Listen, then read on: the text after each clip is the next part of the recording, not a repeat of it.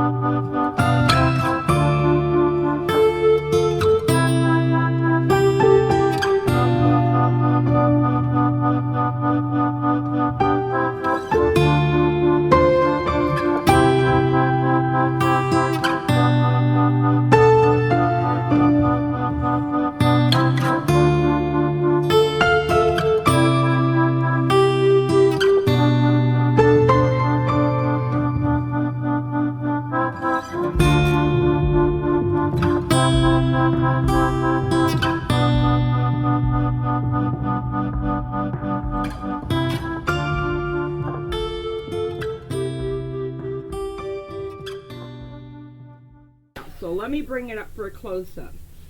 I love the fluid arts right out of you guys. I love all my subscribers, new and old. Y'all are awesome. Okay, let's see now. Sorry about the glare. Okay, here's the bottom of the feather. Yeah, I'm going to have a big problem with the white showing through. And then here I go up towards the top of it. And one of my cups fell over. So, thank y'all for watching today. Hope to see you in the next video. And all I can say is, bye for now.